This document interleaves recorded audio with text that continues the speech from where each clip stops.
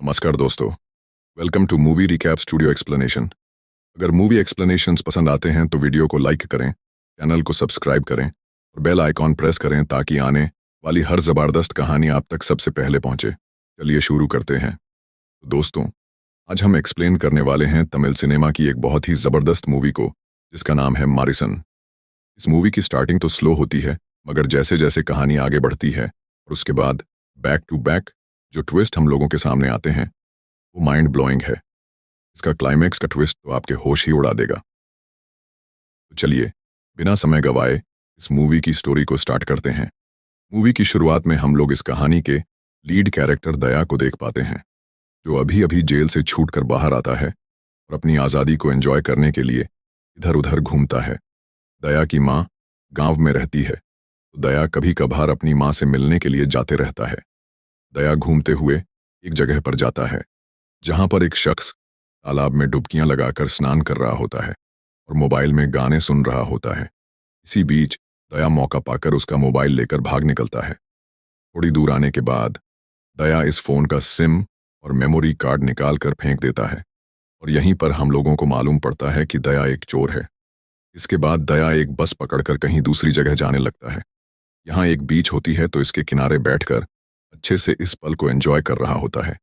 इसके बाद दया एक सिनेमा घर जाता है मूवी देखने के लिए, लेकिन मूवी में मज़ा नहीं आ रहा होता, इसलिए दया बीच में ही मूवी छोड़कर यहाँ से निकल जाता है। तभी दया सिनेमा घर के पार्किंग लॉट में एक बाइक को देखता है।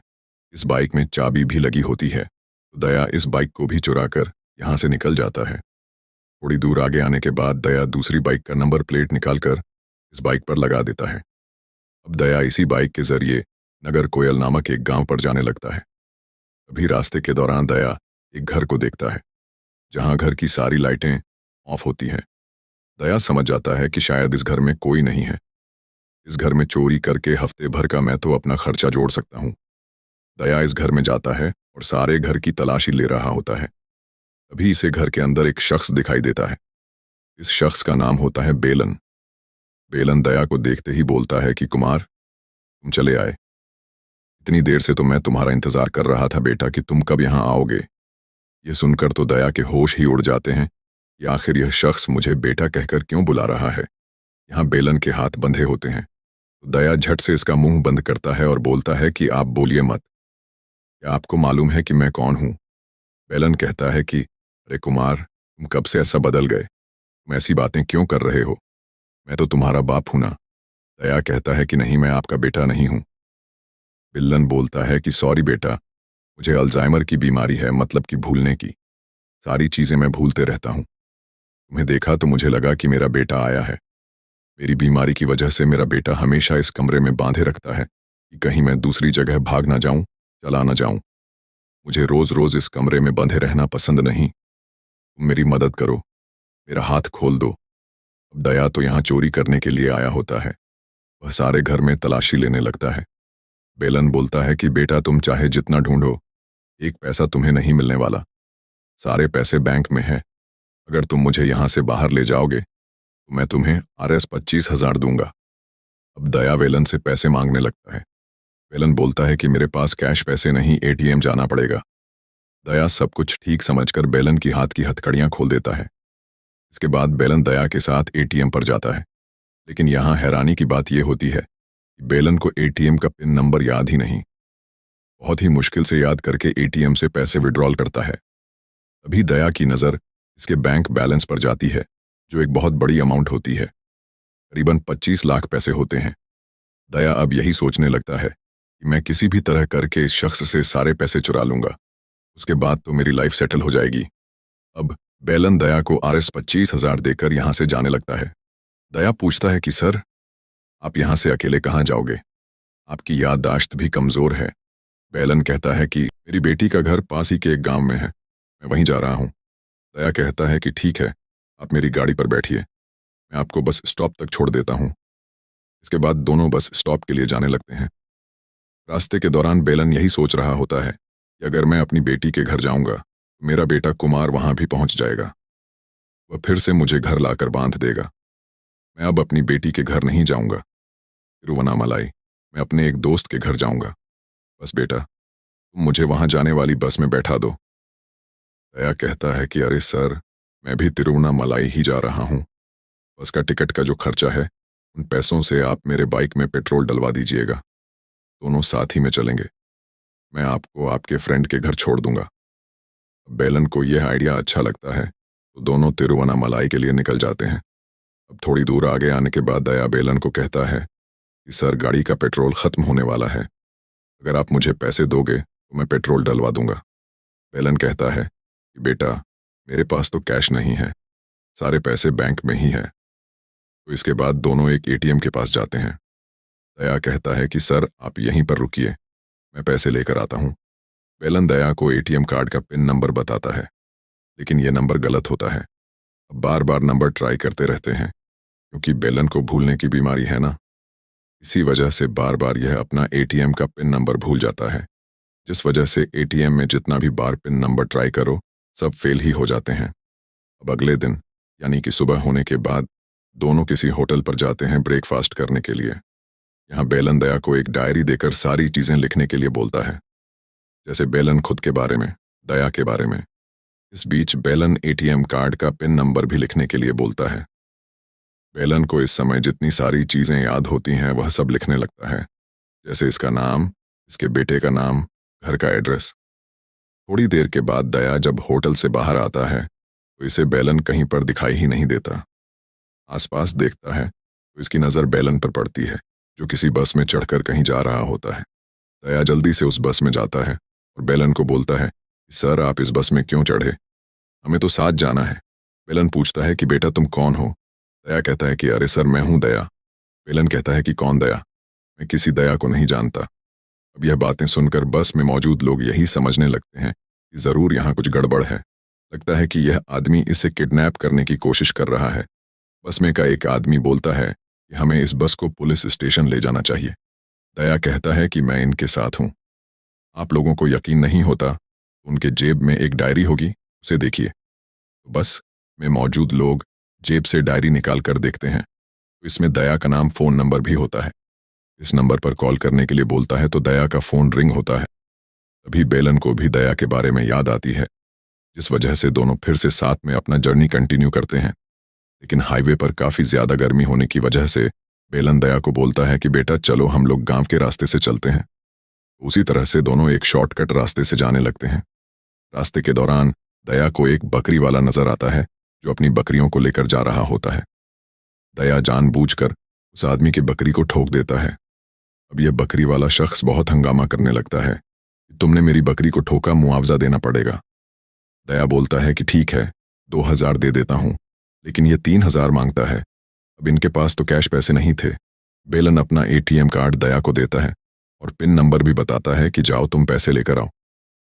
इस तरह दया जब एटीएम से 3000 पैसे निकालता है और बैंक बैलेंस जब चेक करता है तो इसके होश ही उड़ जाते हैं, क्योंकि बैंक बैलेंस सिर्फ 60,000 होते हैं।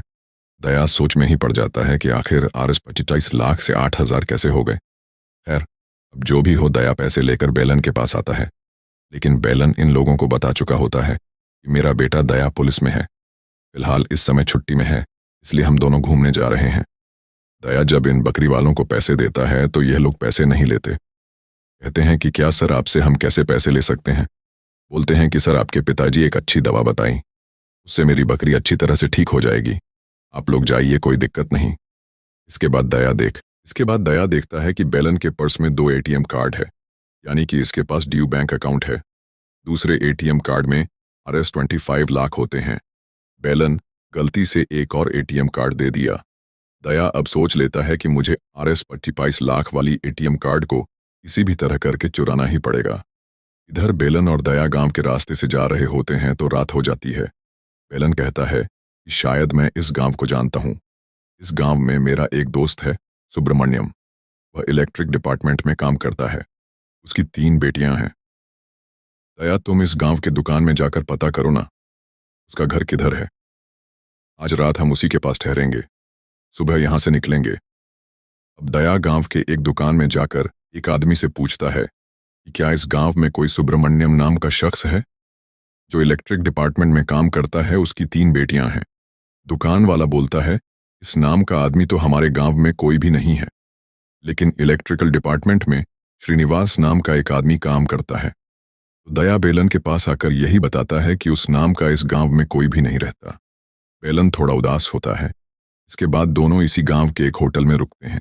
रूम में आने के बाद दोनों फ्रेश होकर एक दूसरे के बारे में बात करते हैं। यहाँ दया बेलन को अपने बारे में, अपनी माँ के बारे में, मैं चोर कैसे बना, जेल में कितने दिनों तक रहा, इन सारी चीज़ों के बारे में बता रहा होता है। थोड़ी देर के बाद दया साइड में आकर अपने दोस्त गणेशा के पास कॉल करके बेलन के बारे में बताता है। उसके पास एक एटीएम है जिसमें RS-25 लाख हैं, मगर उसका पिन भूल गया है। गणेशा बोलता है कि तुमने तो बहुत बड़ा हाथ मार लिया, तुम एक काम करो, उस एटीएम कार्ड का फोटो मेरे पास भेज दो, मैं उसका डुप्लीकेट कार्ड बनवाकर तुम्हारे पास भेज दूंगा। इसके बाद दया बेलन दोनों दारू पीकर सो जाते हैं। अब सुबह होने के बाद दोनों फिर से अपनी जर्नी स्टार्ट करते हैं, लेकिन रास्ते के बीच बेलन बहकी बहकी सी बातें करने लगता है कि तुम कौन हो, मैं तुम्हारे साथ क्यों जा रहा हूँ। तो दया बेलन को फिर से सारी चीज़ें समझाता है, बताता है। तभी उनकी गाड़ी की टायर पंचर हो जाती है। दया पास ही के मैकेनिक की दुकान में जाकर बाइक को ठीक करवाता है। इसी बीच गणेशा दया के पास कॉल करके बोलता है कि मैं तुम्हारे पास 2 लड़कों को भेजा है, उनके पास डुप्लीकेट एटीएम कार्ड है, तुम उस ओरिजिनल वाले एटीएम कार्ड से इसे बदल देना। मतलब कि दया कल रात को ही बेलन का एटीएम कार्ड की फोटो लेकर गणेशा के पास भेज दिया था। अब गणेशा उस कार्ड का डुप्लीकेट बनवाकर बेलन के पास भिजवाया होता है। थोड़ी देर के बाद दया जब वापस बेलन के पास आता है तो बेलन यहाँ के लोगों से झगड़ा कर रहा होता है। थोड़ी देर पहले बेलन इन लोगों के साथ बैट लगाकर कैरम बोर्ड खेलता है और 10,000 पैसे हार जाता है, इसीलिए बेलन झगड़ा कर रहा होता है। दया इन लोगों को 10,000 पैसे देकर बेलन को लेकर यहाँ से निकल जाता है। इसके बाद दोनों एक आश्रम में पहुंचते हैं जहां बेलन का दोस्त रहता है। बेलन का दोस्त बेलन को देखकर बहुत ही ज्यादा खुश होता है। इतने दिनों के बाद आज तुम मुझसे मिलने आए। जब बेलन वॉशरूम के लिए जाता है तो दया बेलन के दोस्त से बेलन के बारे में पूछता है। उसका दोस्त बताता है कि बेलन का एक भी संतान नहीं और उसकी पत्नी तो कब का मर चुकी है। दरअसल मेरे बेटे का नाम कुमार है, वह मेरे बेटे को बिल्कुल अपने बेटे की तरह पाला है। ये सच्चाई जानकर दया शॉक्ड में रह जाता है। इसके बाद वह बेलन के पास आकर कहता है कि चलिए सर, यहाँ से चलते हैं। बेलन कहता है कि अरे दया, इतने दिनों के बाद मैं तिरुवनामलाई आया हूँ, चलो यहाँ के मंदिर को घूमकर चलते हैं। दया को भी यह सही लगता है, जिसके बाद दोनों एक मंदिर के पास ही में रूम लेकर वहाँ थोड़ा आराम करने लगते हैं। बेलन कहता है कि यहाँ के गांव में मेरा बचपन का एक दोस्त है जिसका नाम है श्रीधर। बचपन में ही हम दोनों ने झगड़ा किया था। आज वह एक बहुत बड़ा आदमी बन गया है, उसका कपड़ों का बिजनेस है, इस शहर में उसका एक मॉल भी है। मेरे पास उसका नंबर नहीं, क्या तुम उसका फ़ोन नंबर लाकर मुझे दे सकते हो? दया कहता है कि यह तो चुटकियों का खेल है सर। इस तरह से दया उसके दोस्त के मॉल पर जाकर अच्छा से शॉपिंग वगैरह करने के बाद यहाँ के एम्प्लॉय से मुलाकात करके श्रीधर के बारे में पता करने की कोशिश करता है। बोलता है कि मैं श्री का फ्रेंड हूँ, अभी अभी मैं उससे बात कर रहा था, मेरा फ़ोन स्विच ऑफ हो गया, आप उसका नंबर डायल करके मुझे दीजिए। इस तरह से दया श्रीधर का फ़ोन नंबर मालूम करके बेलन के पास आता है। नंबर को देखकर बेलन बहुत ही ज़्यादा खुश होता है कि अरे दया, तुम्हारे अंदर तो बहुत बड़ा टैलेंट है, झट से फ़ोन नंबर मालूम कर लिया। दूसरे सीन में हम लोग फरीदा नाम की एक लेडी ऑफिसर को देखते हैं जो किसी घर के पास आकर मर्डर केस का इन्वेस्टिगेशन कर रही होती है।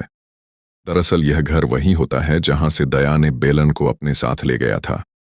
यहाँ फरीदा को एक और बात मालूम पड़ती है कि हाल ही में 3 मर्डर हुए, पहले इस घर में, दूसरा एक गांव में और तीसरा तिरुवनामलाई में। दरअसल कल दया ने जिस श्रीधर का फ़ोन नंबर हासिल करके बेलन को दिया, उसी की डेथ बॉडी एक ब्रिज के नीचे पुलिस वालों को मिलती है। पुलिस वालों के लिए यहाँ एक और बात यह होती है कि अभी भी विक्टिम का फ़ोन नंबर एक्टिव होता है। फरीदा को मालूम पड़ जाता है कि इसका मतलब किलर ट्रैवल कर रहा है। इधर हम लोग दया और बेलन को देख पाते हैं जो दोनों फिर से अपनी जर्नी स्टार्ट करते हैं। दया बेलन से कहता है कि अगले गांव में मेरा एक दोस्त है, वहाँ एक फेस्टिवल चल रहा है, हम लोग वहीं से होकर जाएंगे। अब रात होने के बाद यह लोग गणेशा के गांव पहुंच जाते हैं। यहाँ गणेशा दया से मुलाकात करके इसे कहता है कि एटीएम कार्ड का सही पिन नंबर ढूंढने में सालों बीत जाएंगे, तुम्हें ही उसका सही पिन नंबर पता करना होगा। इधर हम लोग बेलन को देखते हैं जो कुछ टेबलेट्स का पाउडर मिलाकर दारू में मिला देता है। दया और गणेशा को इनवाइट करता है साथ में दारू पीने के लिए। तीनों दारू पीकर बहुत मस्ती करते हैं। जब दया और गणेशा सो जाते हैं तो बेलन शिवा सिल्वम नाम के टीचर के पास कॉल करके उसे मिलने के लिए किसी जगह पर बुलाता है। शिवा कहता है कि आखिर तुम कौन हो और मैं तुमसे इस समय क्यों मिलूं? बेलन कहता है कि तुम्हें तो मधुमिता याद ही होगी। शिवा शॉक्ड हो जाता है कि आखिर तुम उस लड़की के बारे में कैसे जानते हो? बेलन कहता है कि अगर तुम मुझसे इस समय मिलने के लिए नहीं आए तो मधुमिता और तुम्हारी वह वाली वीडियो तुम्हारी पत्नी के पास भेज दूंगा। तो जल्दी से शिवा बेलन से मिलने के लिए एक स्कूल के पास जाता है। जैसे ही शिवा स्कूल के पास आता है तो यहाँ बेलन शिवा को बहुत ही बुरी तरह से मार पीट कर इसे खत्म कर देता है। दरअसल यहाँ बात यह होती है कि शिवा अपने स्टूडेंट मधुमिता को ट्रैप करके उसके साथ दरिंदगी की, साथ ही वह उसका वीडियो बनाकर उसे ब्लैकमेल करने लगा।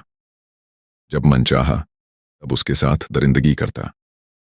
मधुमिता के साथ उसके दोस्त भी शिवा के जाल में फंस गए और इससे पहले जो 3 डेथ बॉडी पुलिस वालों को मिली वह लोग भी वही माइनर लड़कियों के साथ दरिंदगी करते थे।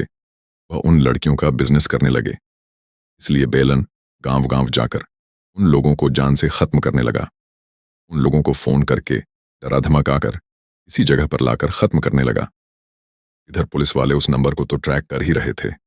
जैसे ही लोकेशन मिलता है वह लोग उस स्कूल के पास आते हैं। तब तक बेलन शिवा को मारकर यहां से कब का भाग चुका होता है। बेलन किसी जगह पर आकर उस फोन को ही फेंक देता है। सुबह होता है तो बेलन जख्मी हालत में कहीं पड़ा होता है। दया और गणेशा इसके पास आकर इसे पूछते हैं तो बेलन इन्हें झूठी कहानी बताने लगता है कि कोई मेरे पास आकर मुझे मार पीट कर मेरा फोन छीन कर भाग गया। मुझे कुछ भी याद नहीं। दया दया बेलन की मलहम पट्टी करके थोड़ी देर आराम करने के लिए कहता है। पास दया की माँ दया को इतने दिनों के बाद देखकर खुश नहीं होती। बोलती है कि अब कौन सा कारनामा करके आए हो। दया बेलन के बारे में अपनी माँ को बताता है कि माँ, इनका नाम बेलन है, इन्हें भूलने की बीमारी है, मैं इन्हें उनके रिश्तेदारों के घर छोड़ने के लिए जा रहा हूँ। इधर बेलन दया के घर में दीवार पर लगे एक तस्वीर को देखते रहता है जो दया के माँ बाप के होते हैं। दया की माँ बेलन के पास आकर कहती है यह तो हमारी शादी की फोटो है। बेलन कहता है कि फोटो के नीचे जो डेट लिखी हुई है शादी का, उसी डेट को मेरी शादी हुई और उसी तरह मेरी बीवी का भी जन्मदिन उसी डेट को था। हम दोनों ने लव मैरिज की थी। मेरी बीवी ने मेरे लिए अपने घर वालों को छोड़ दी। अब मेरी बीवी इस दुनिया में नहीं रही। यहाँ से कहानी छोटी सी फ्लैशबैक में जाती है। दरअसल बेलन की बीवी एक साइकोलॉजिस्ट होती है और उसी तरह वह एक छोटी सी एनजीओ को चलाती है और लड़कियों को काउंसलिंग करते रहती है।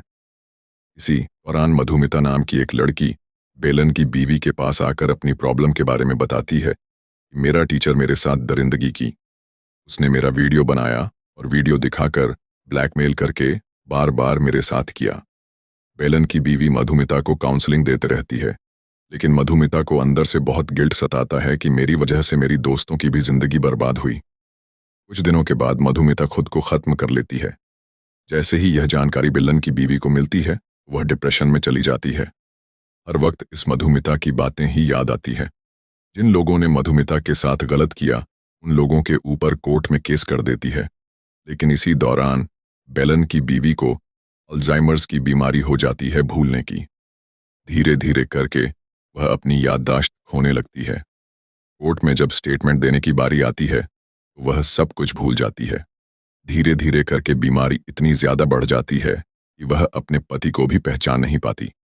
एक दिन बेलन की बीवी मधुमिता के साथ हुए दरिंदगी के बारे में डिटेल में लिखकर एक फाइल बनाकर बेलन को देती है। कहती है कि अगर मधुमिता को कानून से इंसाफ नहीं मिला तो तुम ही उन लोगों को मारकर मधुमिता को इंसाफ दोगे।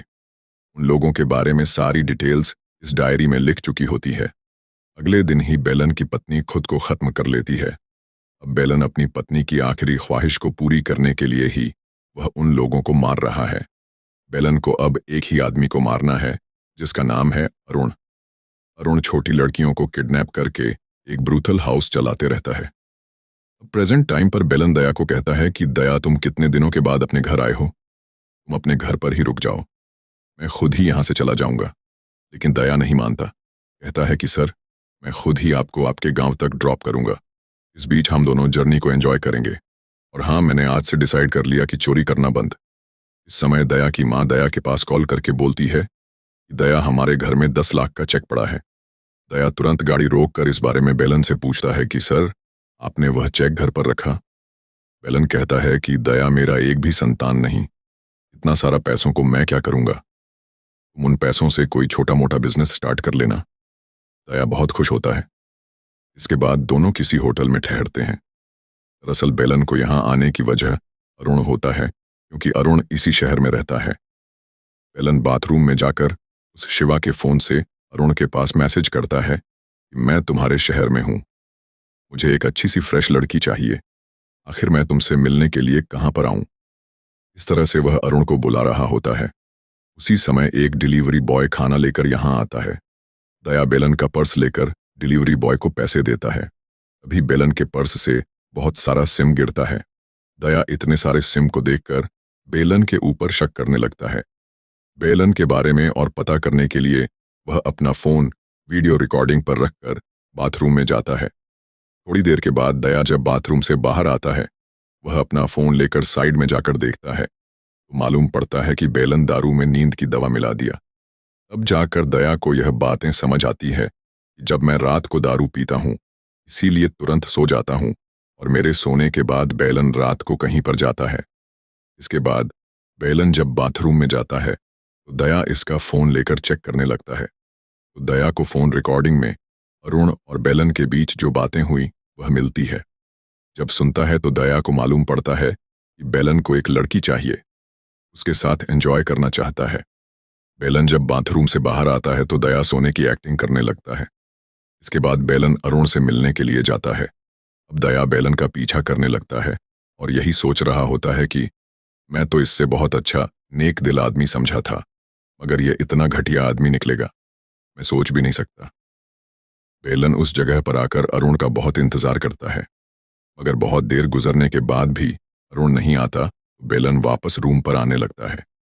यह देखकर दया भी जल्दी से रूम पर आता है और बेलन के आने से पहले ही रूम में आकर सो जाता है। सुबह होने पर दया अपने दोस्त गणेशा के पास कॉल करके बेलन के बारे में बताता है कि मैं तो इसे बहुत अच्छा आदमी समझा, मगर इसे कोई बीमारी नहीं, ये तो छोटी बच्चियों के जिंदगी के साथ खिलवाड़ करता है। मैं तो छोटी मोटी चोरियां करता हूँ, मगर यह तो बहुत बड़ा क्रिमिनल है। गणेशा कहता है कि इस बेलन को हम अपनी गेस्ट हाउस पर लेकर आएंगे, वहीं पर इसका अच्छे से धुलाई करेंगे। अब दया बेलन के पास आकर कहता है कि सर, आप गणेशा के साथ उसके गेस्ट हाउस पर चलिए, मैं भी थोड़ा दारू लेकर वहां आ रहा हूँ। आप अपने गांव चले जाएंगे तो पता नहीं हम दोनों कब मिलेंगे। तो अब बेलन को भी सही लगता है। वह गणेशा के साथ उसकी गाड़ी में बैठकर गेस्ट हाउस पर जाने लगता है। बार बार पीछे मुड़कर देख रहा होता है दया को, मगर वह नहीं दिखता। गणेशा कहता है कि सर, वह आ जाएगा, आप फिक्र मत कीजिए। अभी बेलन गणेशा के गाड़ी में एक किचन को देखता है, ऐसा ही कि चैन अरुण के व्हाट्सएप डीपी पर देखा था। बेलन कंफर्म करने के लिए कि गणेशा ही अरुण है, अरुण के पास कॉल करता है तो शॉकिंगली गणेशा का फोन रिंग होने लगता है। मतलब कि बेलन को जिस आदमी की तलाश थी वह गणेशा ही होता है। इसका दूसरा नाम अरुण होता है। अरुण कहता है कि अरे बुढ़ाऊ, तुमने बहुत जल्दी मुझे ढूंढ लिया, तुम मुझे मारने के लिए मेरे शहर आए हो और मैं तुम्हें मारने के लिए यहाँ लेकर आया हूँ। बेलन कहता है कि अगर तेरी सच्चाई तेरे दोस्त दया को मालूम पड़ेगी तो तू सोच भी नहीं सकता तेरा क्या हाल करेगा। अरुण कहता है कि दया को मेरे बारे में कुछ भी मालूम ही नहीं कि मैं क्या करता हूँ, मेरा क्या बिजनेस है। वह तो बस छोटी मोटी चोरियां करके अपनी रोजमर्रा की जिंदगी जीता है, और वैसे भी दया समझ रहा है कि तुम छोटी बच्चियों की जिंदगी बर्बाद करते हो। तुम्हारे बारे में उसे गलतफहमी हो गई है, तुम उसके नज़र में एक क्रिमिनल हो। यहाँ एक और बात यह होती है कि बेलन जब अरुण से मिलने के लिए गया था तो अरुण बेलन को देखकर इसे नहीं मिला। अब अरुण बेलन को बहुत ही बुरी तरह से मारता पीटता है, इसके हाथ पैर बांध कर रख देता है। थोड़ी देर के बाद यहाँ दया आता है। अरुण पूछता है कि दया, अब हम इसका क्या करें। दया बेलन के पास आकर इसका हाथ पैर खोल देता है, और यहाँ पर हम लोगों को मालूम पड़ता है कि जब अरुण ने अपनी गाड़ी रुकी तो बेलन दया के पास कॉल करके फोन रख लिया, जिस वजह से दया अरुण की सारी बातें सुन लेता है और दया को अरुण की असलियत मालूम पड़ जाती है। अब दया को सच्चाई मालूम पड़ चुकी है तो अरुण और दया के बीच बहुत ही तगड़ी फाइट चलती है।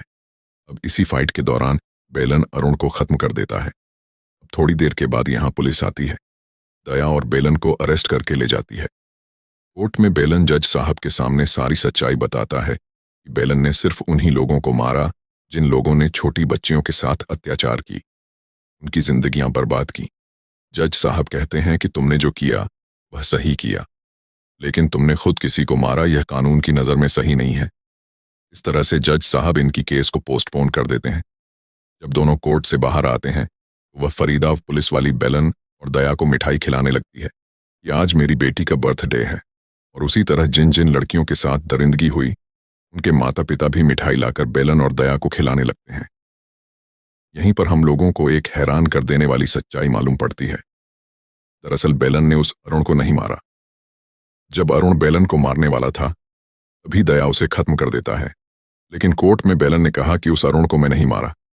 इसके बाद दोनों जब जेल जा रहे होते हैं, दया बेलन से पूछता है कि सर, आप स्टार्टिंग में उस घर में क्यों बंधे हुए थे, क्या कर रहे थे?